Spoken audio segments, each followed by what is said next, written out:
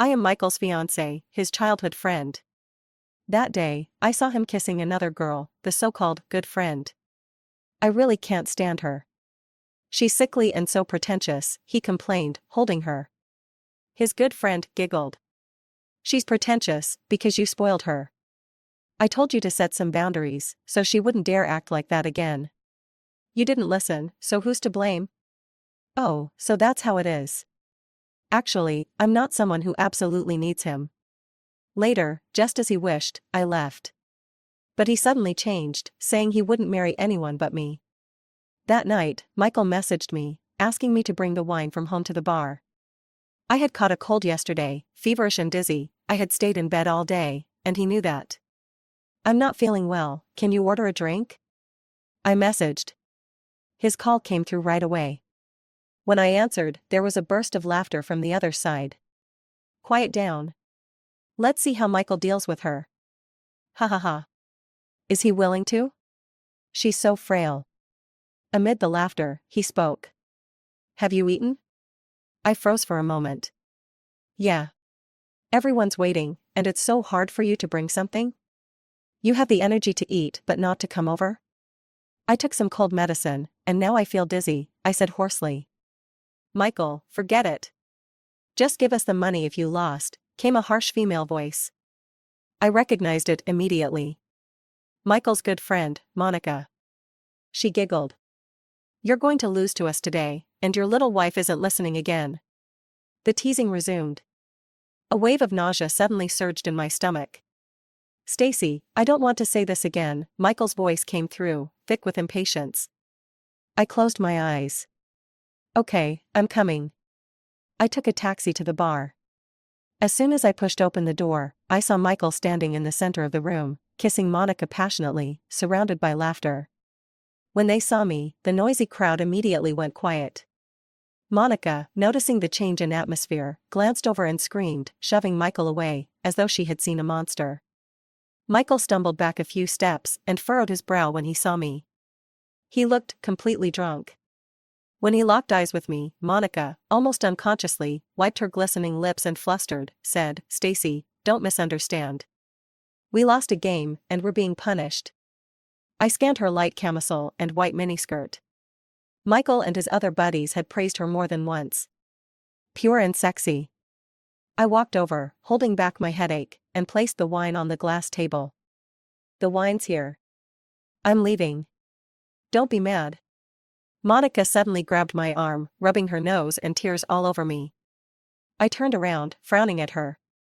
All our friends can vouch for us, we were just playing around. If you misunderstand, we're the ones wronged. Misunderstand? I turned my head. Playing around? She nodded frantically, her tear-streaked eyes pleading. I casually pointed to one of the guys and said to her, then kiss him. Monica's face went pale instantly. You, what do you take me for? As she said this, her eyes filled with humiliation, and her red-rimmed eyes looked like an injured little bunny. At that moment, a guy stood up. It's just a game between friends. Don't make it hard on her. Yeah, exactly. It's just a game. I smirked and turned to look at the group. Make it hard? So now you know what making it hard means? You guys teased me into delivering wine when I was sick, and that wasn't making it hard? Several people fell silent, exchanging glances for a while, then looking at Michael. Enough. I turned around. Michael walked over and grabbed my arm. What's wrong with you today?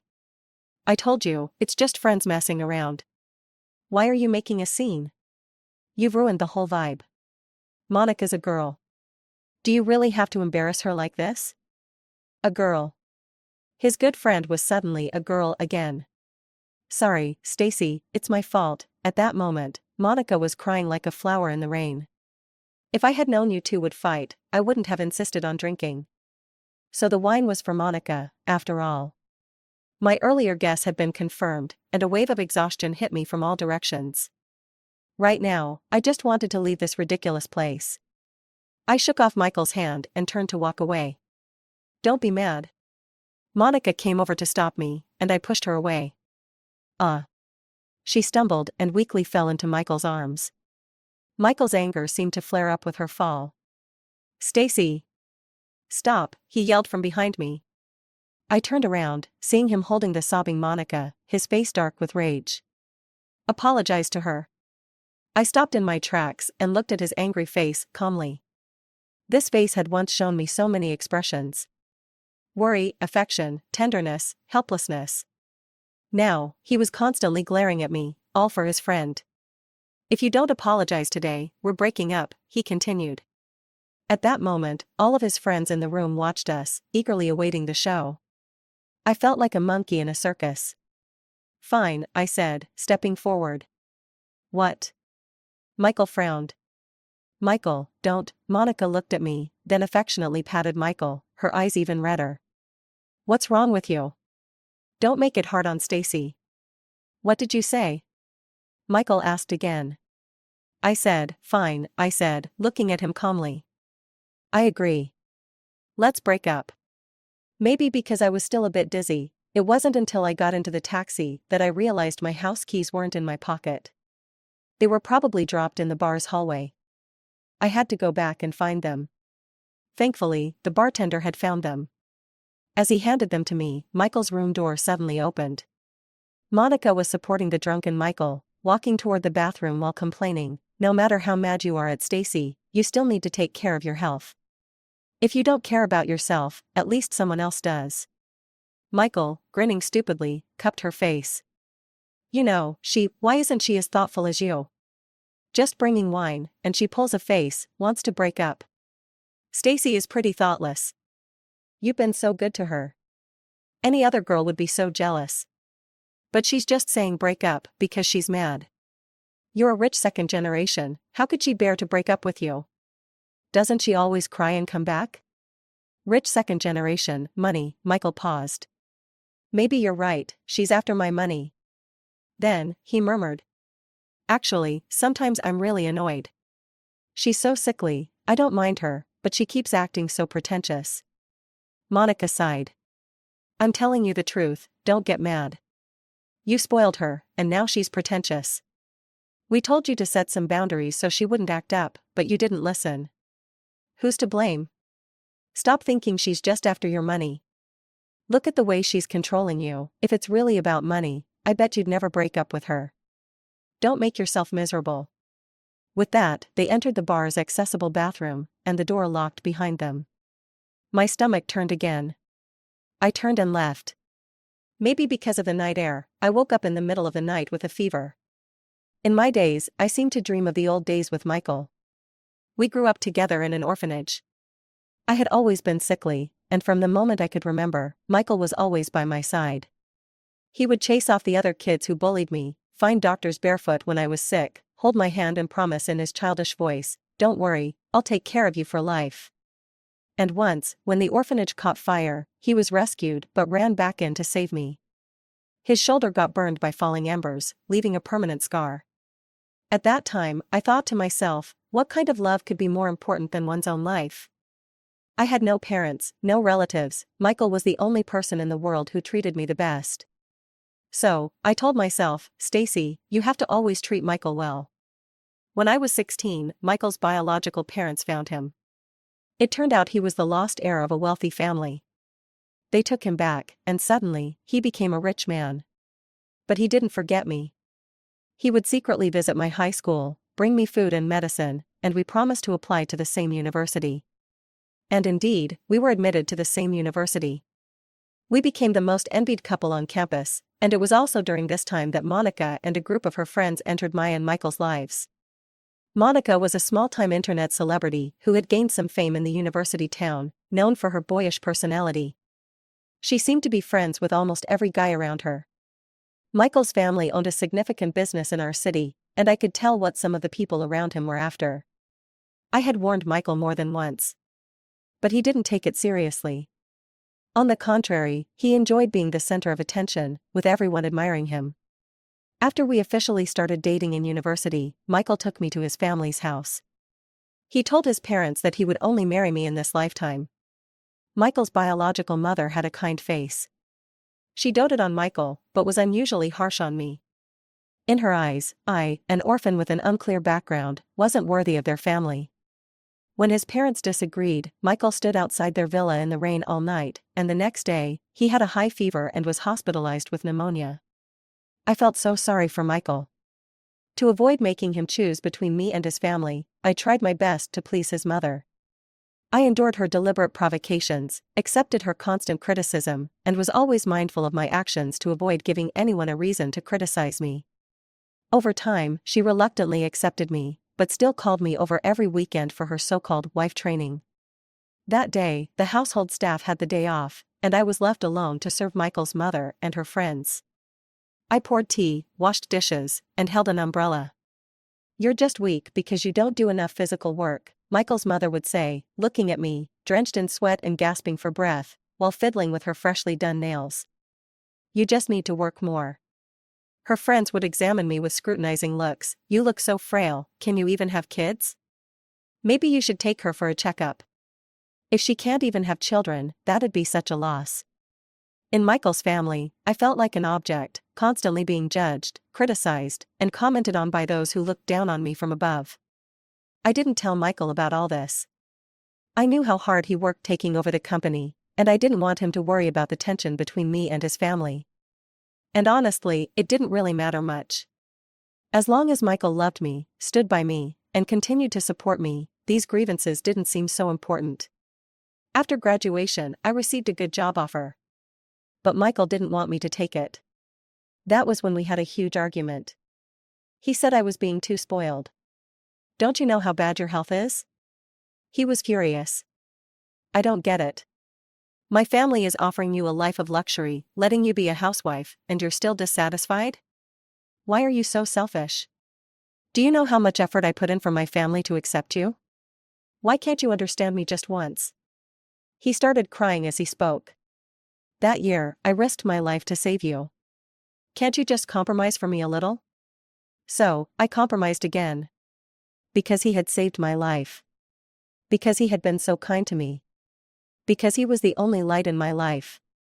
Every time I thought of how he risked everything, even his life, for me, every time I saw the scar on his shoulder from saving me, no matter how fierce our argument was, I'd always find a reason to reconcile with him.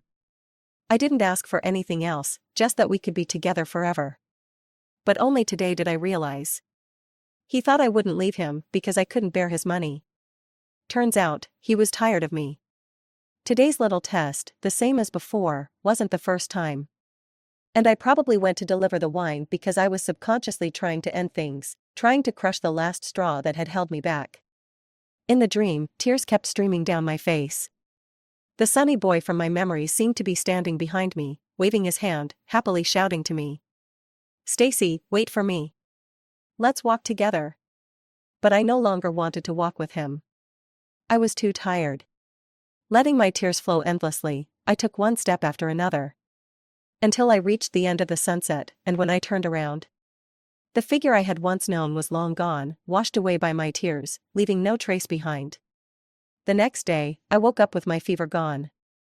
Though I was exhausted, I opened my suitcase and began packing. Just then, the apartment door opened, and Monica's voice came through the bedroom door. "Michael, we're going to the afternoon movie, remember?" Michael answered her. My hand paused in packing. Today was supposed to be the day when Michael promised to go with me to meet my biological parents. A week ago, the orphanage had contacted me, saying they might have found my real parents. They asked for a hair sample for a DNA test. And today was the day the results would come in. When I first received the news, I was nervous and anxious, but Michael had promised to accompany me. But just a few days later, he had forgotten, choosing to go to a movie with someone else. The bedroom door opened, it was Michael. "What are you doing? Being stubborn again?" He frowned as he looked at me packing. "Don't you know how bad your health is? I don't have time to travel with you right now." "I don't need you to come," I whispered. "We broke up last night. I'm moving out today." He was stunned for a moment, then suddenly laughed. "Stacy, everyone says I've spoiled you too much. I didn't realize it before, but now look at you. What have you become? Always threatening to break up? You think I can't live without you?" He crouched down and disgustedly pulled my hand away from the suitcase. "Enough. Wasn't last night enough for you to show off? Did you get enough of humiliating me in front of your friends with that wine delivery, trying to make Cheryl feel awkward? A surge of anger rose in my chest. I looked up, meeting his gaze. First, I told you I wasn't feeling well, and you insisted I deliver the wine. Second, you kissed Monica first, and she came over to talk to me. Third, you were the one who brought up the breakup. I shook his hand off and zipped up my suitcase. I never thought you couldn't live without me. And I'm not the one who can't live without you. Is this what you want? He raised his voice. You're always causing a scene because of your health. Did I owe you something? He started to lose control. Stacy, don't you know how well I've treated you? I risked my life for you all those years ago. Last night, I just asked you to deliver some wine to test how sincere you were, and you really showed me your true colors. He grabbed my arm. Do you know what my friends say about you behind your back? They say you're just a gold digger, and I'm an idiot for believing you're with me for anything other than my money. Can't you prove them wrong? What have you done for me, huh? I've given you so much, and all I wanted was to verify what's real between us. Is that so wrong? I remained silent, and his anger intensified. I really loved the wrong person. Do you really want to break up? Fine, I won't stop you. But before you walk out that door, you better think carefully. The position of my family's future matriarch won't be available forever. I looked up at his bloodshot eyes, dull from his hangover. Before, I had seen in those eyes a beautiful past, mutual support, sweet love, and an imagined future. But now, all I saw was desolation. Michael, you've succeeded, I whispered. What? He was stunned. Michael, you've succeeded. You've succeeded in making me sick of this relationship. You've succeeded in making me stop loving you. I left the apartment. Michael didn't chase after me. I still hadn't found a new place to rent or secured a job, so I spent half the day at the street corner. I applied a light layer of makeup to cover up my slightly swollen eyes from crying all night. Just now, the DNA test results came back. Tonight, I will meet my biological parents. Michael had once said that the parents who abandoned me at birth either rejected me for being a girl or had poor character. Now, they're looking for me, maybe because they know about my relationship with him and want to latch onto the Michael family's wealth and resources. But now that Michael and I have broken up, I don't know if they'll be disappointed when they see me. What does family even mean? Honestly, I don't know. Michael once said he was my family, and his family was my family too. But all I ever felt from these so-called family members was exhaustion and torment. The sunset today was beautiful. The clouds stretched lazily across the sky, bathed in a warm golden glow. I watched the sun slowly set before finally picking up my suitcase and heading to the meeting place. The meeting place was a restaurant not far away. I was dragging my heavy suitcase, about to cross the street, when a car suddenly sped toward me from a distance. In the split second, I couldn't react in time, but someone behind me grabbed me forcefully, spinning me and the suitcase around. The speeding car brushed past my skirt as it sped by. Are you okay? The voice of the person who saved me rang out above my head. It was a deep, magnetic male voice. I shook my head and quickly thanked him. It's fine. There are a lot of cars here. You need to be careful when walking, he smiled, but then froze when he saw my face. Are you? Stacy? I froze as well. Yes, I am. But you are. I'm your cousin's uncle, he smiled. You look a lot like Aunt Nora. Do we really need DNA for this? The Smith family has been tricked before, so they're being overly cautious. However, there have been plenty of fraudsters who had plastic surgery to pose as relatives, so I understand their caution.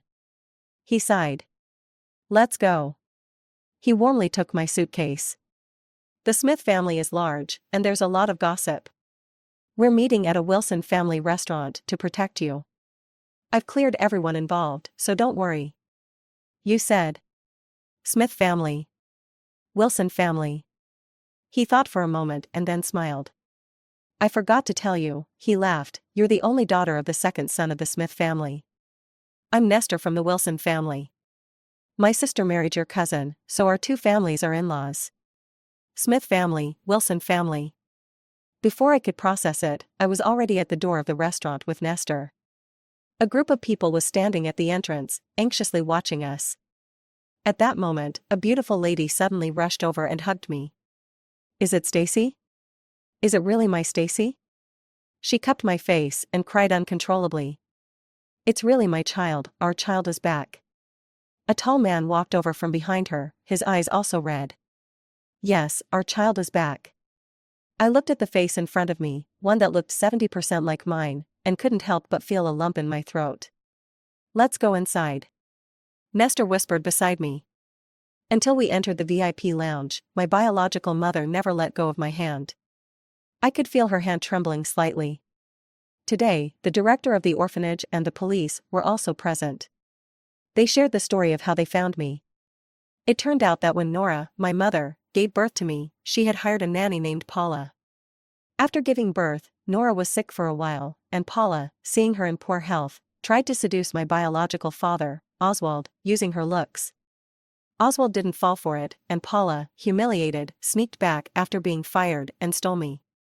Back then, communication wasn't as advanced as it is now, and even though my family was wealthy, they searched for a long time but couldn't find Paula. It wasn't until 6 months later that the police found Paula's and my baby clothes and shoes on an undeveloped beach, along with a suicide note she left behind. The note said that since she couldn't get Oswald, she would make sure he could never forget her. She had taken his child with her to die. The police later found Paula's body in the sea, but they never found mine. They speculated that perhaps I had been eaten by fish. Over the years, most people assumed I had perished, but my parents never gave up.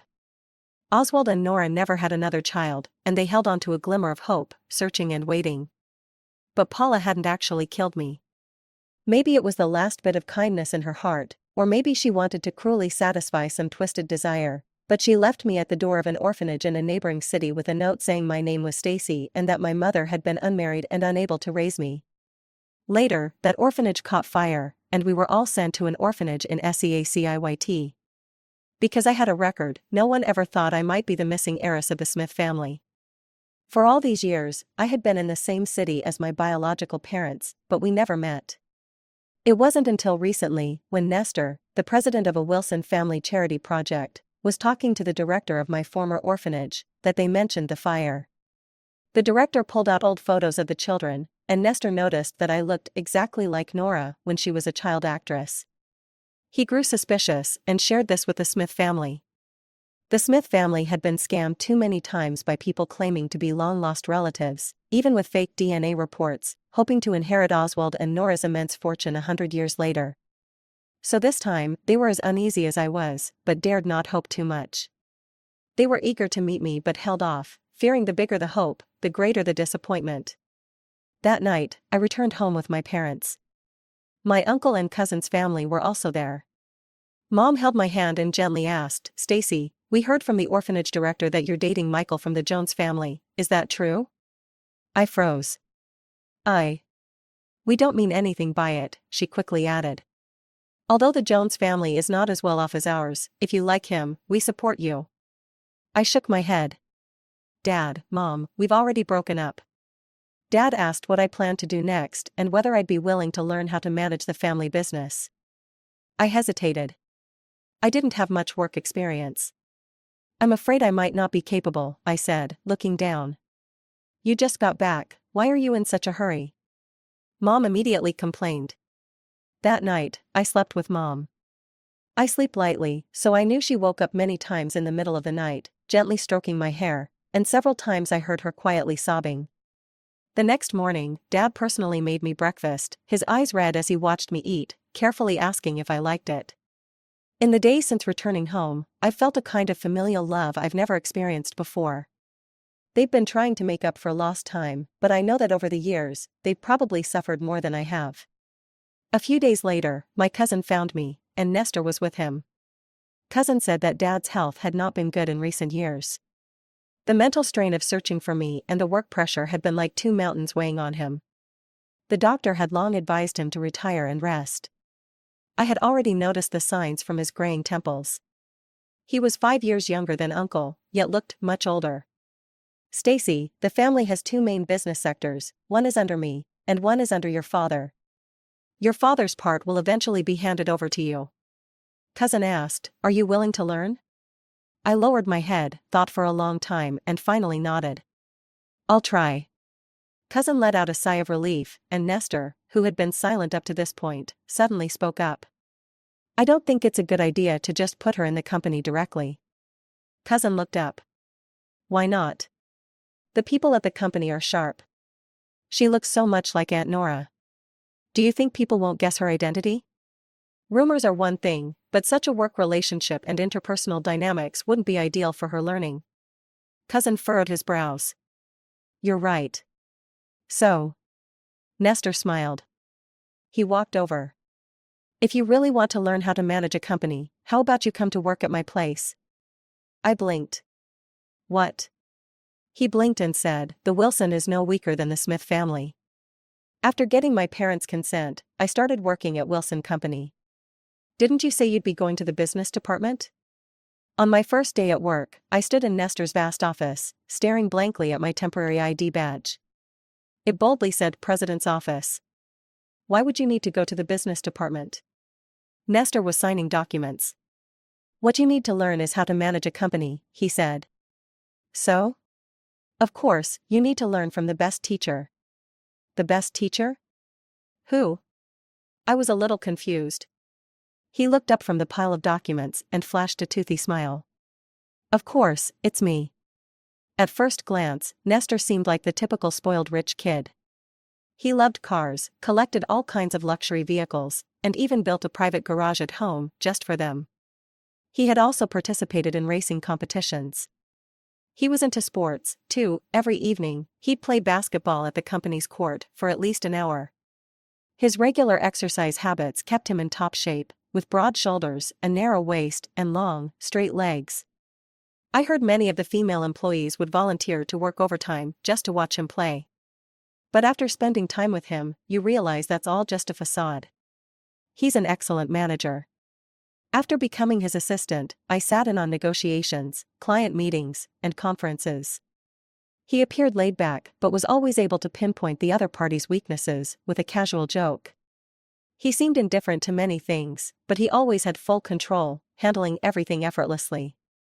Unlike my cousin, he rarely worked overtime. Besides the occasional business dinners, he didn't attend drinking parties or smoke. After intense negotiations, he'd take time to review the entire process with me, simulating different scenarios and making me come up with my own responses.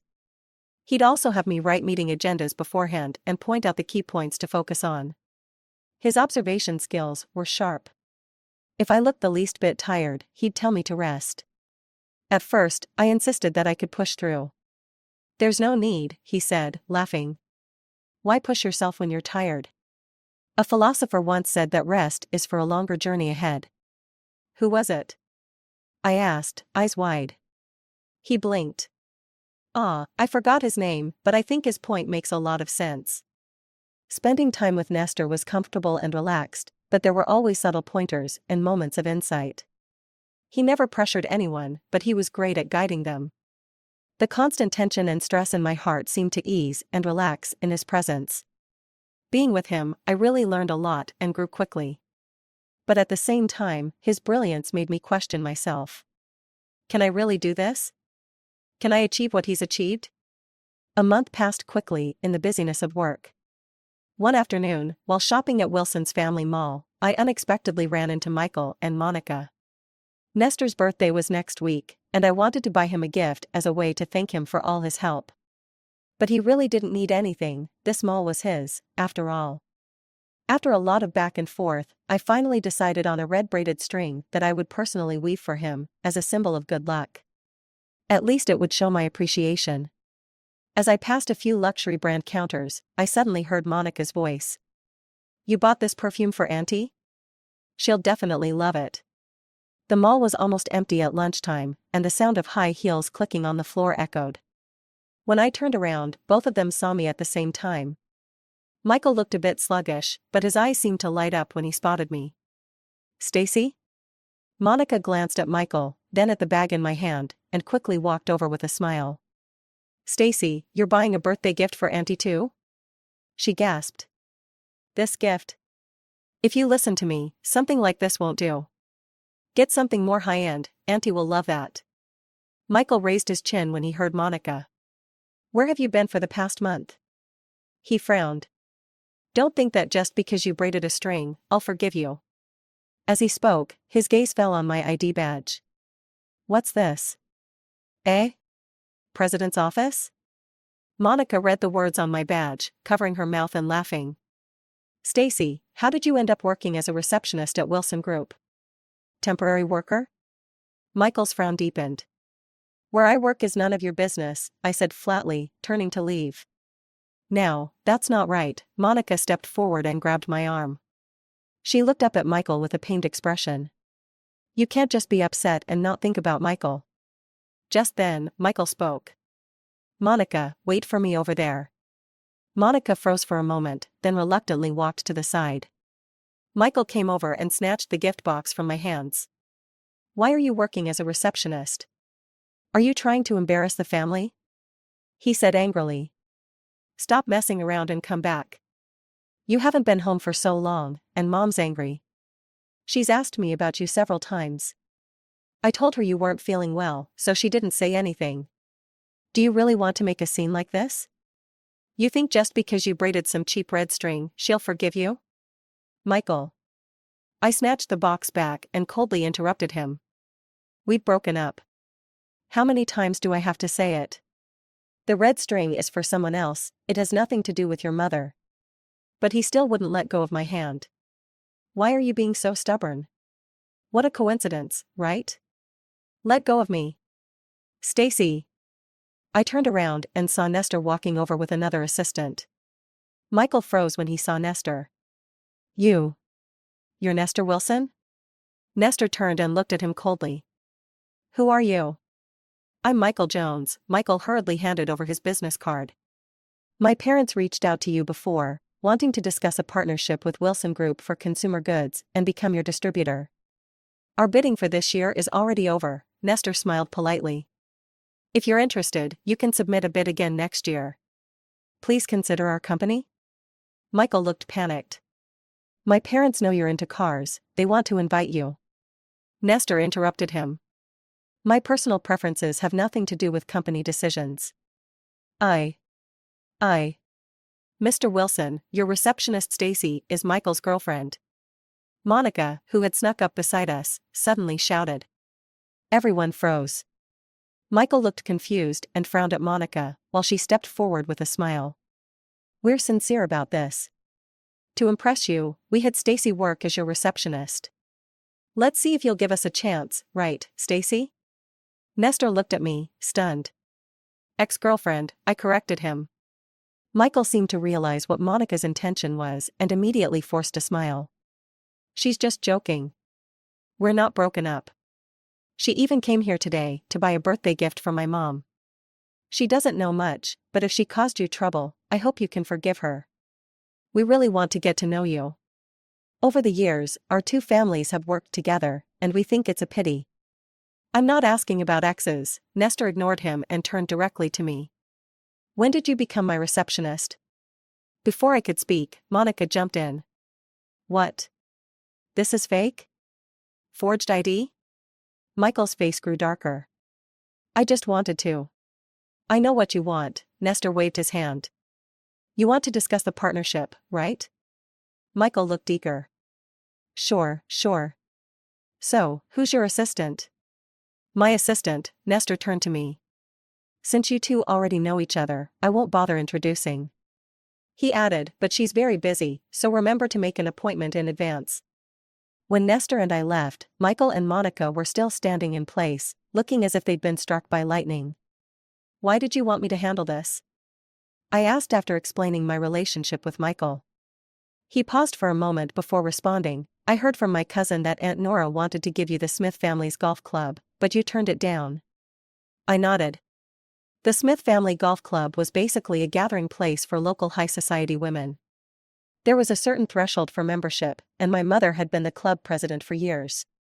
Those women are sharp, and I'm a little worried I won't be able to handle them. He thought for a moment. That's exactly why this could be a good opportunity to practice, he said. What do you mean? 2 reasons, he continued. 1. It's a chance for you to practice. I've seen the materials their company submitted before, it's well packaged, but there are hidden issues. You can use this opportunity to see if you can spot them, like a little test for us. And the second reason? That Michael, isn't he your ex? So what? I didn't quite understand. You know, he said softly, you and my sister are quite alike. He sighed lightly, almost wistfully. Girls tend to unknowingly give too much in relationships, and end up hurt over and over again. I don't know the exact reason you broke up, but from what I saw just now, he doesn't seem like a very considerate boyfriend. He paused and added, so I'm fully giving you the freedom to handle this as you see fit. If you want to meet him, go ahead, if you don't, that's fine too. If you can separate your emotions and negotiate with your ex, nothing will be able to defeat you in the future. But if you can't detach emotionally, feel free to make things difficult for him, it's entirely up to you. Is that really okay? I widened my eyes. By giving me this kind of freedom, aren't you being biased? Why would that be a problem? He chuckled. Didn't my cousin ever tell you?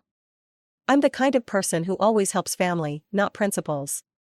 A few days later, Michael showed up at the agreed time, sitting across from me, looking upset. I honestly didn't want to make things difficult for him. Like Nestor said, separating emotions, this was a valuable learning experience. With a business-like attitude, I started discussing the issues in the materials with him, but he suddenly interrupted me. How did you become Nestor's assistant? I was silent for a moment before answering, we're talking about work. What did you sell out? He raised his voice. Excuse me? I was taken aback. The Wilson Group's entry-level positions are hard to get into. You didn't work at all after graduation, so how could you suddenly be hired as his assistant? His eyes were red, and he grabbed my wrist. I worked so hard to save you back then, I protected you and loved you for all these years, is this how you repay me? Warming the bed for another man? Let go. I frowned. I won't let go. He gripped me tightly and pulled me toward him. Have you forgotten? You're mine, you've always been mine. Why does Nestor deserve you? Did he save you? He's just a bit richer than I am. Look at him, he has any woman he wants. He's just playing with you. When he gets bored, he'll throw you away like trash. No man in the world will treat you better than I did. Wake up. Michael. Let go. Let's quit our jobs now. After my mom's birthday, we'll get married. If it pisses off the Wilson family, we won't work with them anymore. Michael. I pulled my hand away from his. He turned away, his eyes red. I really love you. Why can't you understand that? I looked at him calmly. We've already broken up. Why don't you understand that? Break up? We just had a fight. I shook my head. Michael, it's not that you don't understand. It's just that you've gotten used to it. For all these years, every time we had a breakup, I always ended up coming back to you. But this time is different, I said as I handed the materials back to him. I've noted the issues with your company's business in here, but I'm afraid it doesn't meet the Wilson Group's requirements. Similarly, we also can't go back. Sometimes, there's no going back. After Michael left, I sat alone in the meeting room for a long time. Saying those words, there's no going back, was almost as painful for me as it was for him. The person I once admired and loved so much had ended up here. My phone buzzed, it was a message from Michael. I know I was wrong. That day, when I made you bring me the alcohol, I shouldn't have done that. I only realized later when I saw the fever medicine by your bedside that you were really sick. Stacy, I don't care what relationship you have with Nestor right now. As long as you turn back to me, I'll take you back. Come back. You don't respond to me, but I'll keep looking for you. I'll find you until you change your mind. Stacy, after all these years, you can't just forget about me. Then he sent me a photo. It was a scar on his shoulder. I suddenly felt so irritated, like there was a lump of soaked cotton blocking my chest. That suffocating feeling, which I used to feel often, was back. I blocked Michael's number. The sun was setting, and the city lights were coming on outside the floor-to-ceiling windows, painting a picture of prosperity. Is this where you are? The door opened, and I turned around to see Nestor. He walked over and stood beside me. I heard you met Michael today? Didn't go well? I nodded. I was trying to keep it professional, but I still got emotionally affected. It's normal, he said, nodding. You've done well. After all, we're not robots. But once you're in a management position, many people will try to influence your emotions and decisions. This is something you'll have to learn to overcome. I understand. Still, he said with a smile as he walked toward the door, if my cousin finds out you're upset because of work I arranged for you, he'll probably want to kill me. Therefore, for the sake of my life, the workday is over. Next, I'm taking you out to have fun. Nestor somehow managed to get 2 bicycles. He took me on a ride through the streets and alleys on a summer night, eating all kinds of street food. The cool evening breeze tousled my hair as I looked at Nestor, who was watching me eat with his chin resting on his hand. I couldn't help but ask. Why does it feel like you don't have any worries? How could I not? He laughed, casually brushing my hair behind my ear. I have plenty of worries. He started talking about how he had just taken control of the Wilson family business. Do you know? When I gave my inauguration speech, my palms were sweating, and my voice was shaking. All the board members were my grandfather's age.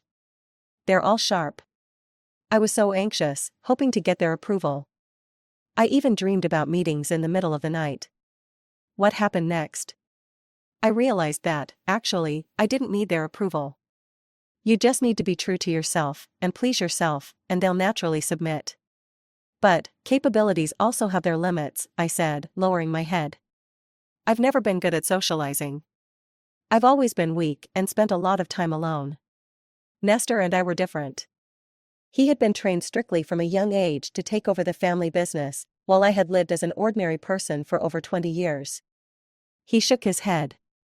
No, you can do it. Want to give it a try? He asked. Nestor took me to a lit-up basketball court. There were only the 2 of us. I had never played basketball, and I wasn't good at sports, but he said he was going to teach me how to shoot. Like this, raise your hand, right, aim, and shoot. He patiently corrected my form again and again, his attitude serious as though he were a real coach. Why do you like playing basketball? I couldn't help but ask. At first, it was just because I thought it looked cool, he said, adjusting my posture. But later, playing became my best way to release stress. The intense competition, the thrilling challenges, often, you forget all your other worries and focus on the moment. I tried shooting again, and this time, the ball went in with a loud clang. I couldn't help but cheer, high-fiving him. That's why basketball has become a daily necessity for me. After a while, he chuckled. Can you drive? I can, but I haven't driven much, I mumbled. Michael used to say I wasn't in good health, so he never let me drive. When I thought of Michael, I suddenly realized that I hadn't thought of him since I came out with Nestor. Nestor asked his driver to bring the car around and took me to a drive-in theater on the outskirts of town. The movie playing was Slam Dunk. When I was a kid, I loved Sakuragi Hanamichi. I still do, he said softly after the movie ended.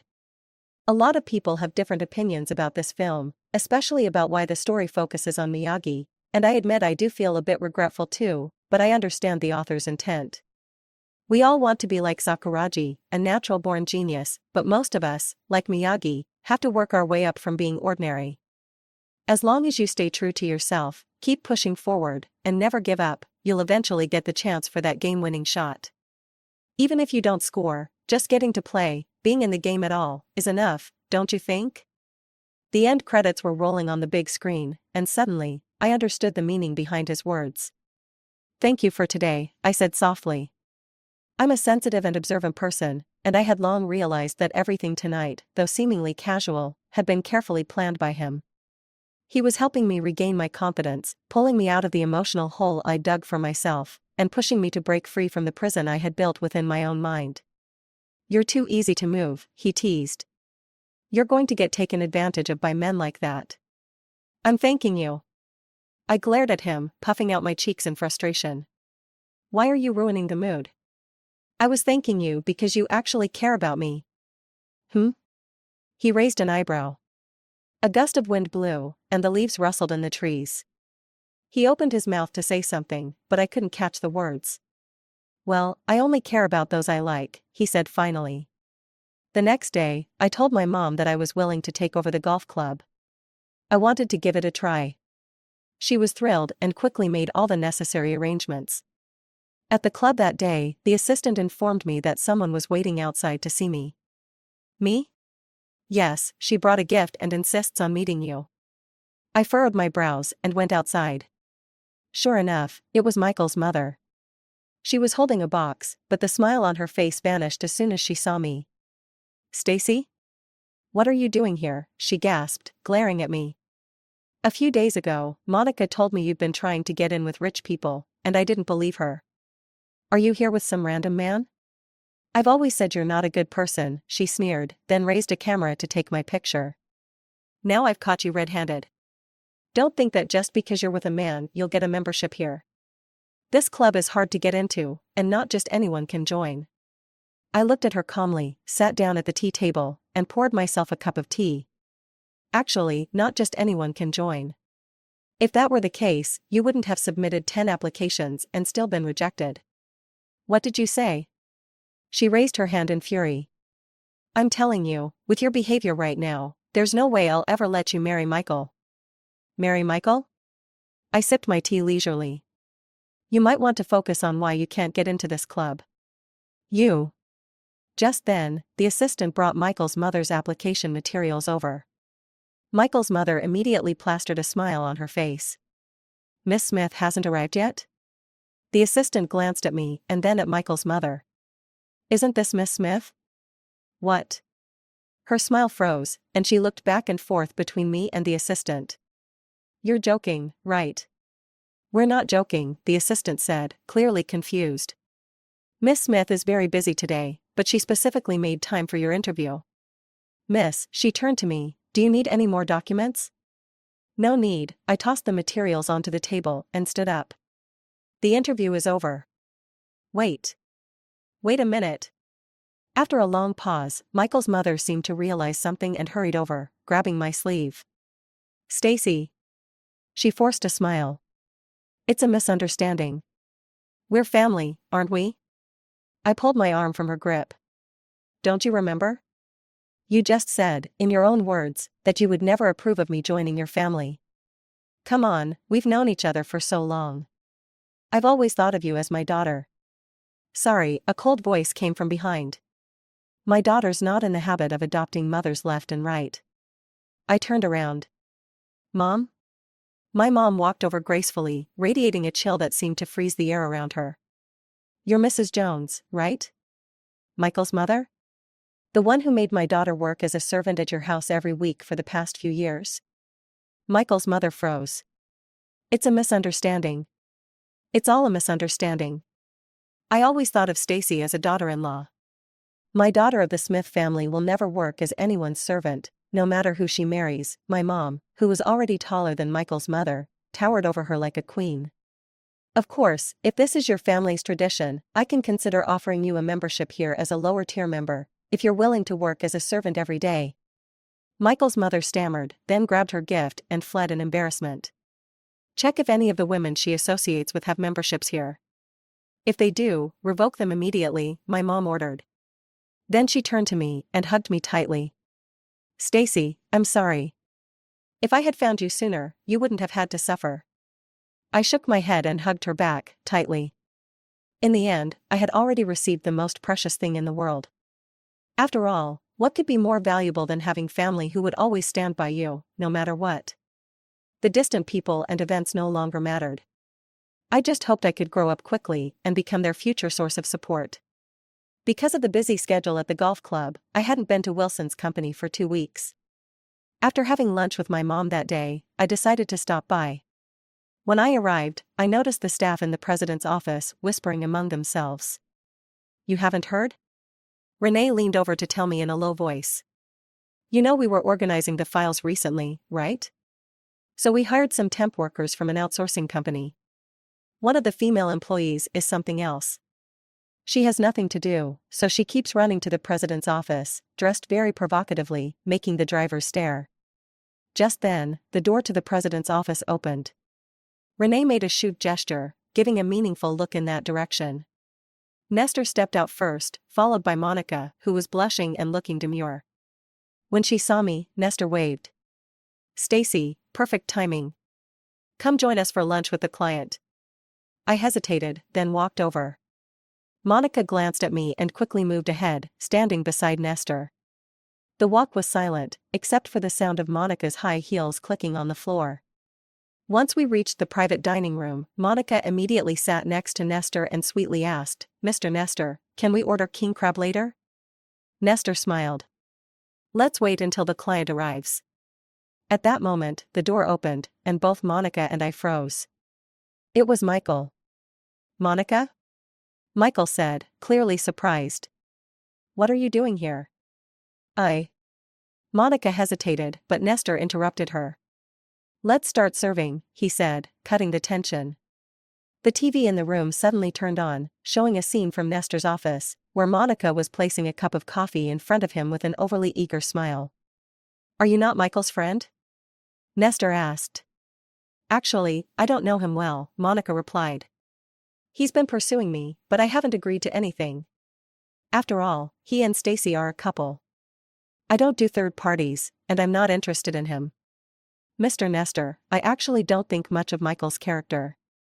Last time in the mall, he wouldn't let go of you. I was so embarrassed. But his company does have some core technologies. Didn't they just apply for a patent for a secret technology? Nestor said casually.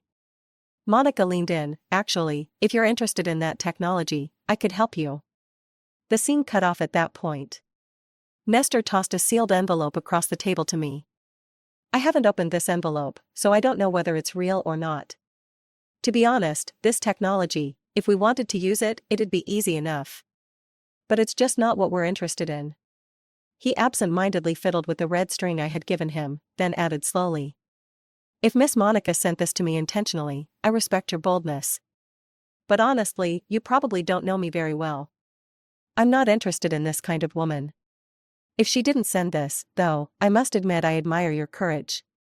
You're willing to give up everything you rely on to others. I really can't do that, and I don't think I ever could. Michael gripped the envelope tightly, and after a long pause, finally forced out a response. I didn't do any of this. Thank you for returning the envelope. No need to thank me, Nestor said, but I'll consider this a favor owed. You, as the CEO, how could you be involved in something like this video? Monica's voice trembled. Nestor chuckled. What? You don't even know what kind of person I am or what equipment I have in my office, yet you come here and talk to me? Also, my mom taught me to never drink anything handed to me by a stranger. With a half-smile, he turned to Michael. All right, I've said my piece. I don't care how you and your friend resolve things, but I'd suggest you be more cautious with who you associate with in the future. Monica stiffly turned to Michael. Michael, I'm not. Shut up, Michael snapped, his voice trembling with anger. Nestor stood up and gestured for me to leave with him. Do you realize you've been played? Monica suddenly shot to her feet and yelled. Stacy is a scheming woman. She tricked Michael out of money before, and now she's tricking you out of yours. She's got you under her spell. You're nothing but a fool. Nestor paused in his steps, then laughed lightly. Is that so?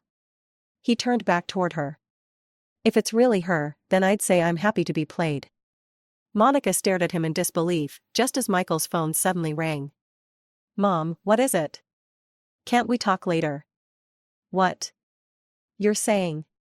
Stacy's parents, who? He turned to look at me, his hand holding the phone trembling slightly. After he hung up, he stood there, seemingly in a daze. No, this can't be, right? My mom said you're the daughter of the Smith family, but Stacy, you're an orphan, aren't you? Your parents are dead, aren't they? The Smith family, daughter? The one rumored to be the one who will inherit half the family fortune? Monica's eyes widened in disbelief. This can't be true. I said flatly, let me introduce myself again. I'm Stacy Smith.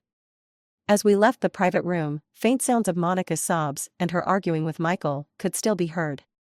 There was also the sound of something smashing. I frowned and called over the restaurant manager. Go check what's been broken. Make them pay for everything at full price. In the afternoon, Nestor accompanied me to pick up my new car, a rugged SUV. My cousin and Nestor's sister were also there. You've really brought my sister here for something wild, my cousin joked to Nestor. This kind of car isn't something most girls can handle. She picked it out herself, Nestor raised an eyebrow. I'm just here as a driving coach. That evening, the Smith family hosted a business dinner, mainly to introduce me to key figures. Everything went smoothly until the media interview segment, when chaos suddenly broke out at the entrance. It was Michael's mother. She said Michael had attempted suicide.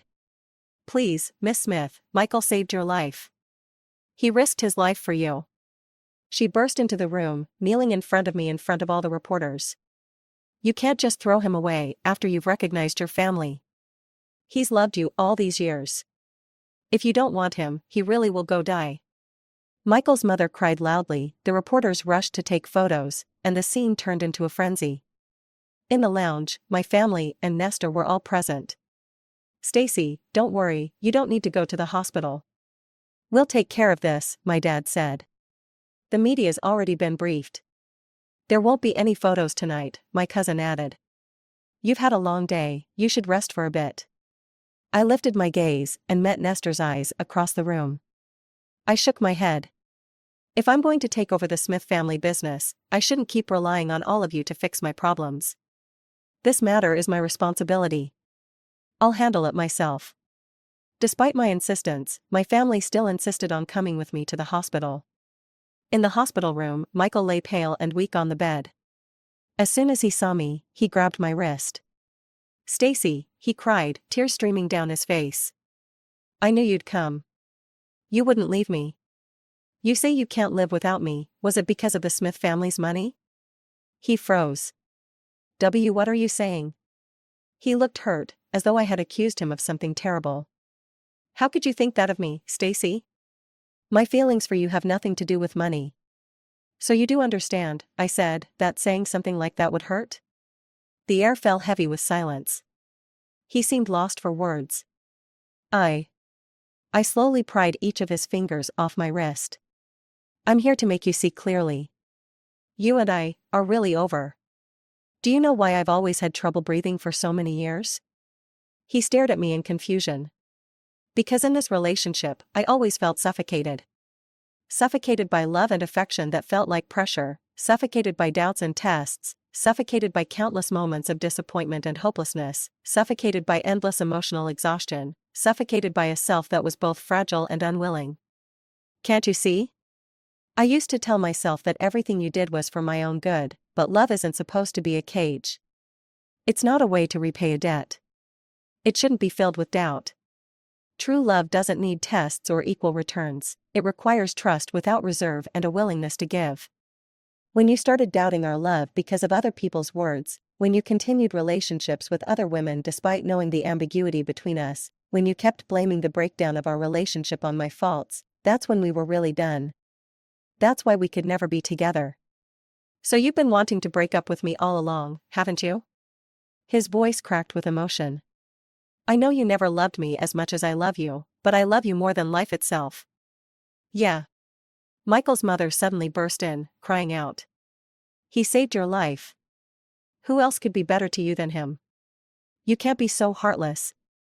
My father and uncle stepped forward, blocking her way. Michael, you always say you saved Stacy's life, but we checked the records from back then. Yes, you rushed in, but you immediately encountered 2 firefighters who had already saved Stacy. She was unconscious at the time, and when she woke up, you told her you were the one who saved her and intentionally hid the fact that it was the 2 firefighters. Since things were chaotic back then, you both ended up at the orphanage in SEACIYT, and the truth was never revealed. You were just afraid she would leave you, so you used this to make her feel grateful and indebted to you. Michael's mother froze. What? That's impossible. Michael would never lie. We found the 2 firefighters. Would you like to talk to them about this? My uncle said coldly. My dad took a few steps forward and spoke sternly. My daughter wasn't supposed to let me come today, but I'm here to say a few things. Stacy is my daughter. For all the years she's been out there, I prayed countless times that she would meet someone who truly loved her.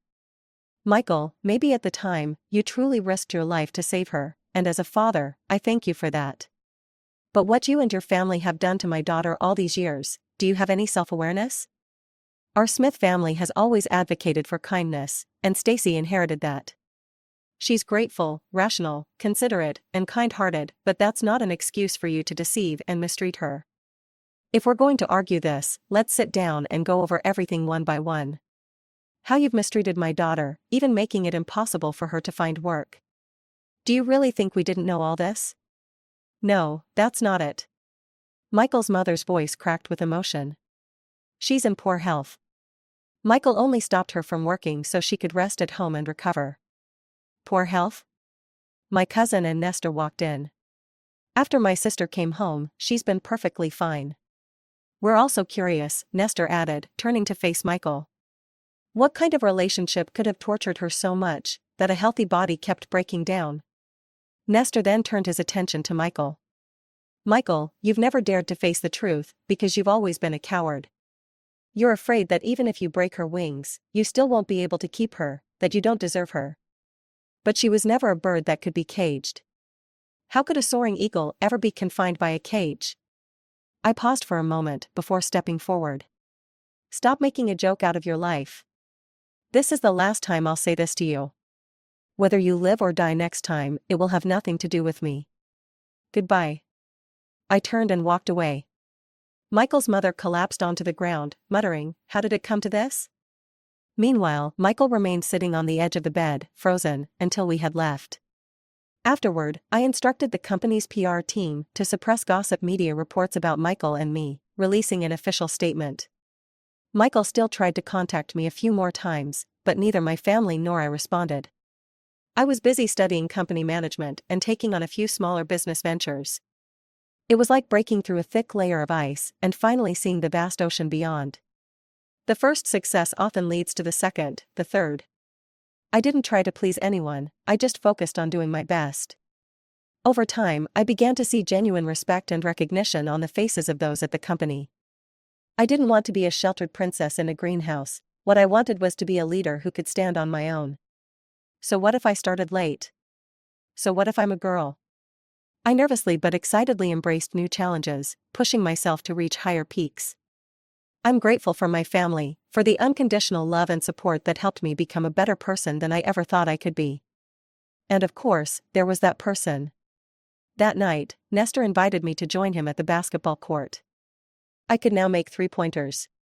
While we were resting on the side of the court, Nestor pulled out a bouquet of fiery red flowers from somewhere. Actually, I've always wanted to say something, he said, his voice unusually nervous. You know, your name and my sister's, they actually go really well together. What? I asked, confused. He sighed.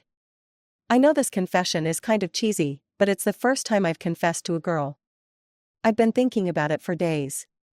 I stared at him in silence. By the way, when my cousin tricked my sister into being with him, I secretly helped him out. Back then, I didn't really understand what it meant to feel love. I didn't get why my cousin was so patient waiting for my sister. But now, as it's my turn, I realize love isn't something you can control, so. So you want to trick my sister too? Both Nestor and I froze, turning our heads at the sound of a voice. My cousin and Nestor's sister had somehow appeared at the side of the court. I'm confessing here.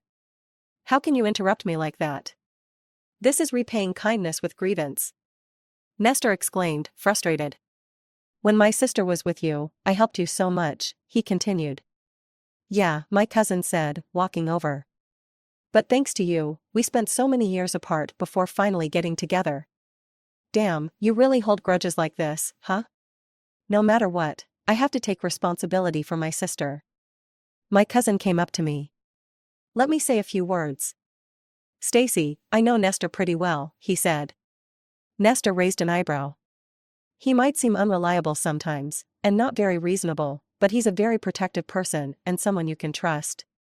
Nestor interrupted, I'll take that as a compliment. But when it comes to feelings, you need to think carefully, my cousin said. Especially when it comes to accepting a proposal. You have to be cautious. Nestor was speechless. You shouldn't say yes too quickly. Making him wait a little longer wouldn't hurt. Stop. Nestor raised his fist in the air. But the next second, he turned to me with a pitiful look on his face. Stacy, my stomach hurts. I was startled and almost rushed to him, but my cousin stopped me. Are you trying to pull this stunt in front of me? Do you think I'm invisible? And can you stop stealing my lines? My cousin crossed his arms over his chest. Stomach pains are exclusive to us CEOs. Can't you come up with something more original? Nestor jumped up, furious. Wait a second. What CEO doesn't have stomach problems? I'm bright, cheerful, lively, and passionate, but I can have these problems too. I watched the two of them bicker and suddenly smiled. Thanks, brother. I turned to Nestor. Before, I always hesitated, lacked confidence, but just like you taught me basketball, sometimes you have to raise the ball and try. Only by taking that first step can you aim for the hoop, right? A good partner won't make you stay stagnant or trap you in a cage. They'll walk beside you, side by side. So, I think, we do feel like family. That night at the basketball court, Nestor set off a lot of fireworks. I leaned quietly against his shoulder, watching the sky light up with brilliant colors.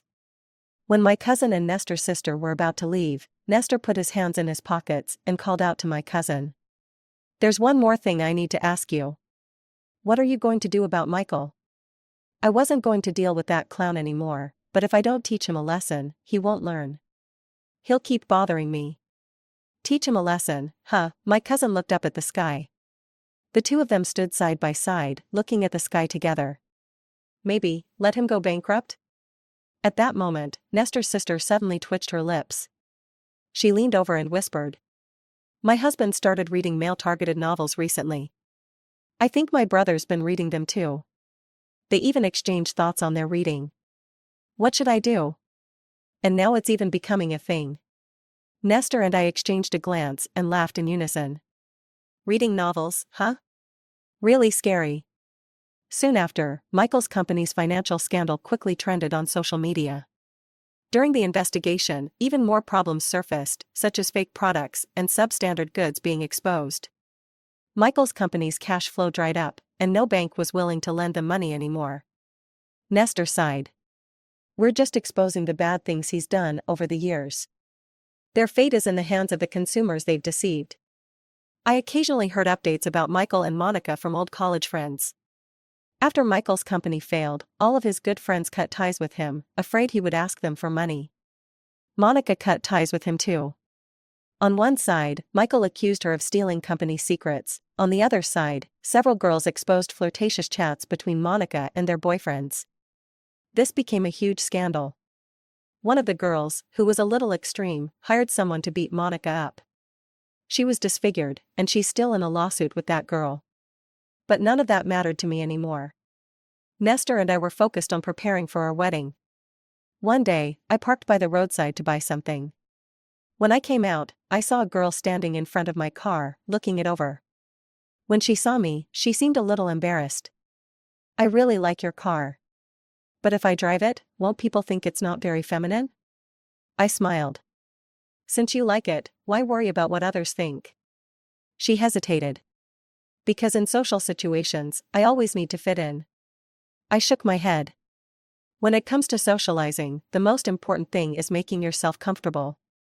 Pleasing others isn't as important as pleasing yourself. I smiled again. This car is comfortable and cool. Want to get in and feel it for yourself?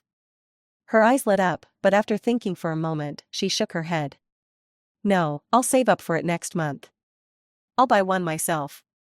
Looking at the confident girl, I smiled. I looked up at the evening sky. Today, tomorrow, both are beautiful days. And,